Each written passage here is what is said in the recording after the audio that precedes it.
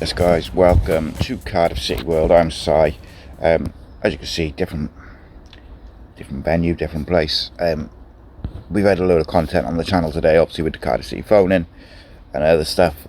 So kind of just wanted to do a quick preview. It might even be just 5 minutes.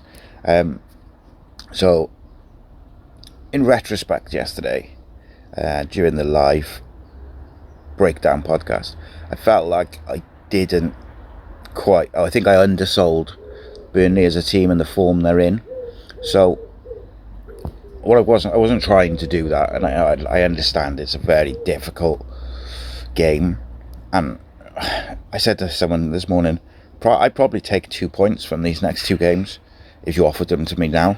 Not ideally, ideally you want 6 or 4, but I think I would take 2 at the moment, simply because I think it's two really, really difficult games.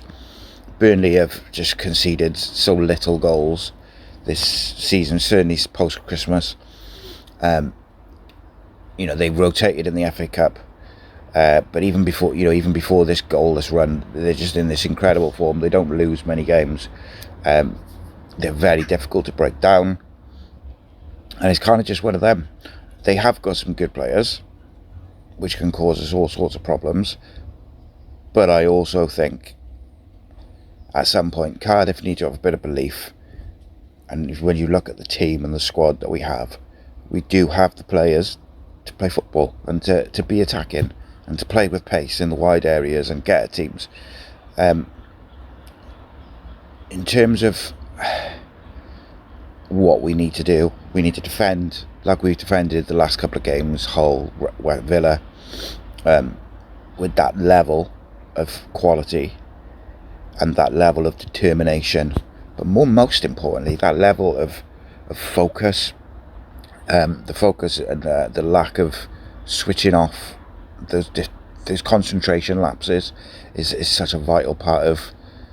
Because I look back, I was looking at it over the weekend, because obviously we didn't have a game Saturday, and my son didn't have a game either, so I had a lot of time to do bits and pieces, research, editing and stuff.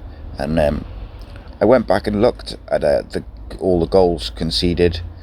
I'm not sure if it was all of them, but from about like October time, certainly under Rhys, and so many goals just come from mistakes, either out and out errors where we give the ball away and then the other team scores, or just lapses in concentration and focus.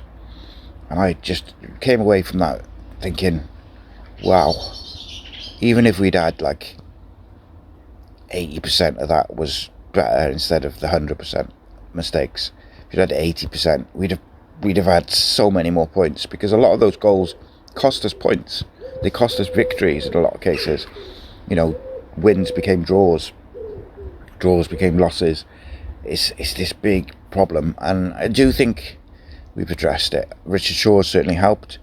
Darren Pearce has helped. I think, we look at,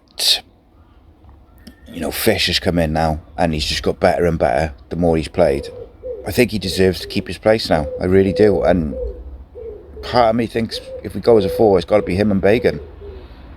And part of me thinks if it's a 3, it's got to be him, Bagan, and NG. I'm a big believer in picking form players. Otherwise, you're just picking your favourites. Pick the players who are best suited for the game, for the tactics, and then also the players who are in best form. I think O'Dowd has got to come in at left wing back. If it's a 4, I kind of lean towards Bagan for the defensive issue, being defensively solid.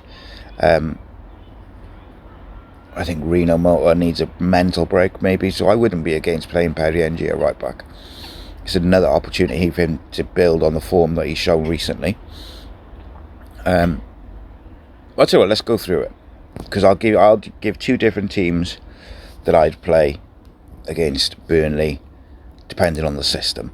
So the first one is the 3-4-2-1 system. So 3 at the back. I'm going Bagan, Fish, NG is my 3, and then on the left wing back side I'm going O'Dowda And then the right wing back side, I said in the breakdown I would go with Ashford. And I'm going to chicken out on that a little bit. I do think he can do it, and I think at some point we might see him do it. Maybe Burnley's not the game, so we go with Rinomoto at right wing back. He's been pretty good in that role. So that's your 5. Mansverk comes in for me.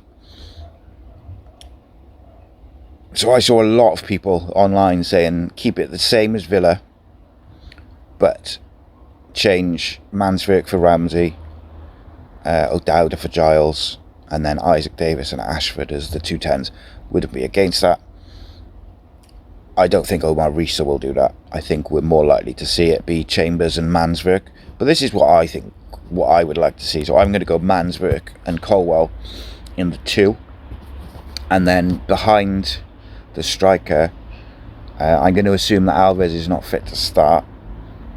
So he might be on the bench, but I don't think he's going to be fit to start. And then in the 2 10s, I'm going to go with Kean Ashford on the right. And I'm going to go with Chris Willock on the left. And then... No, I'm not. I'm going to go with Kean Ashford on the right, Callum Robinson on the left, because they're like 2 number 10s, aren't they? Behind Yusuf Salic. And then you've got the options of Alves, and if he's fit, Isaac Davis. You've got Willock. You've got Rawls and people, Chambers, people like that on the bench. If we play with a 4, I think we'll go, or I think we should go, Bagan left back, NG right back, Gutas and Fish as the 2. Then I think in the midfield we should go Chambers and Mansverk as the 2. Right, Kean Ashford. Ruben Colwell in the 10. Left, I'd give Isaac Davis an hour off the left in a 4. So yeah, Ashford and Isaac Davis as your wingers, Ruben Colwell as your 10, and then Yusuf Salic as your striker. And then you've got Robertson. I just don't think he's fit to start yet, hence why he's not in either team, otherwise he would be. You've got O'Dowda off the bench. You've got a few others, Rawls. So there's loads and loads of options. Loads of options. That would be my sort of 2 systems against Burnley. We have to set up. We have to be really super compact. We have to be very strong in the central areas. The wide players and the midfielders need to double up on the wingers. And then in the transition, we need to try and isolate the likes of Kean Ashford, the likes of Isaac Davis, Willock, El Ghazi, whoever plays in the wide places, Alves, whoever's in our wide, our O'Dowda maybe on the left, whoever is in, Tanner might be back, or on the bench at least, whoever's in the wide areas, we need to isolate them against the fullbacks one-on-one, keep them high and wide, play with pace, so when we win the ball back, play in behind, play out wide, run the channels and get the ball into Yusuf Salic. We already know if you create, or if you put crosses in the box, Yusuf Salic will get on the end of them. Even when he doesn't score, he gets something on it and he gets a shot off or he gets a header off. Yusuf Salic can score goals if you put the ball in the box. So let's do it. Let's make sure, let's put round pegs in round holes. So a couple of things. One of the things I think we in danger of doing with there's so many options is trying to force things. So if we're going with Salic as the 9, let's not force Callum Robinson into the side off the left or in the 10. I know he can play those roles, but that's not where he's at his best. If Callum O'Dowda can't play left back in a 4, which I think we should probably go with Bagan for this particular fixture, then either he plays left wing or he doesn't play. If Ruben, then he probably make a decision. Is he going to play 10 or is he going to play 8? He's one of those, but not a false 9. which obviously he wouldn't because of Salas. But my point being, let's play round pegs in round holes. I still would love to see the midfield three at some point. Probably not today, but I would like to see a midfield three of Manswerk,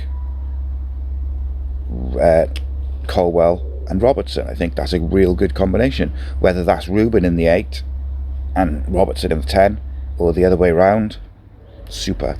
In certain games, Manswerk maybe becomes Ramsey, and you have Ramsey, Colwell, Robertson. We've got options, and those options are glorious. Burnley will be very, very good.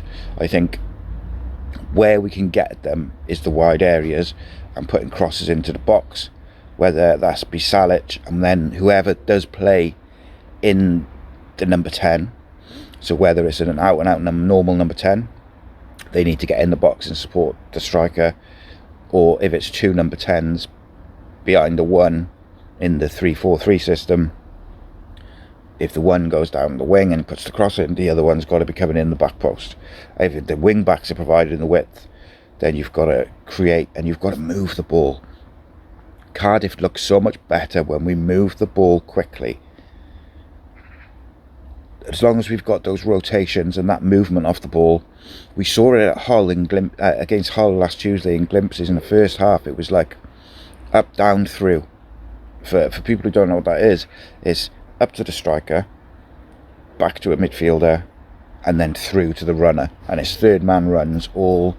And it's the most basic of tactics. It's something which you teach, grassroots teams, but it's so effective that all levels of football use it, because it's so difficult because you have the defensive team is watching the ball and they've got to be really switched on to follow the runners. We do it really well, and more under Omar Rhys we're seeing that kind of rotation and similar patterns. We're just not seeing it for a full 90 minutes, and I think part of that is a bit of composure on the ball. We need to look after the ball better.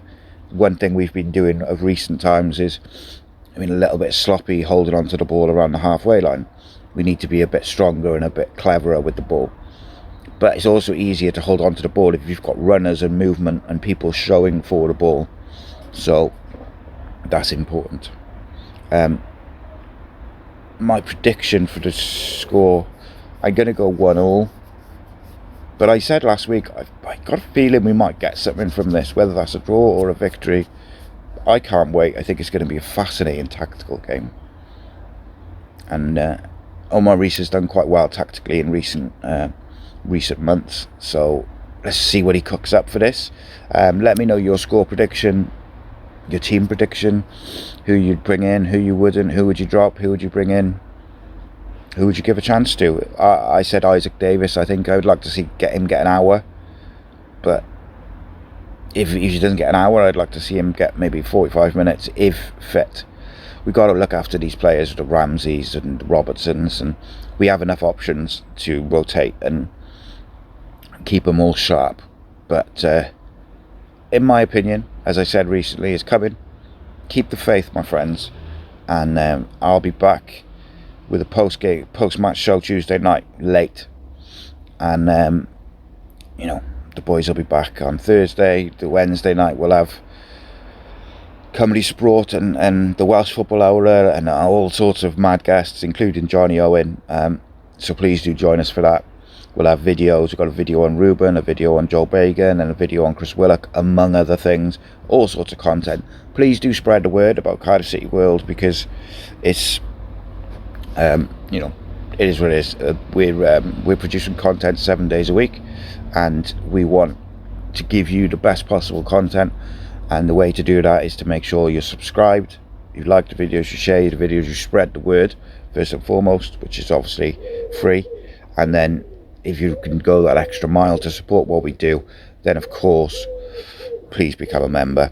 That's patreon.com/AcePodcastNation, or just join through the YouTube channel. It makes every single membership is like a lifesaver for this channel. It makes such a difference. I cannot tell you. It means so much. We appreciate all the support. We got some guests coming up over the next few weeks as well, some interviews and stuff like that. And we got all sorts of stuff. A bit more analysis, tactics, fan view, all of it covered. Keep it locked into Cardiff City World. Thank you very much for your support. Apologies about the change of scenery, but it's life, innit? You know. Take care, my friends. See you in a bit.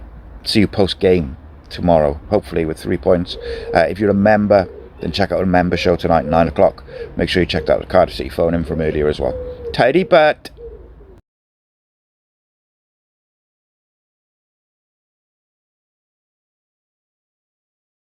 Yes, guys, I'm Si from Ace Podcast Nation. This is Cardiff City World.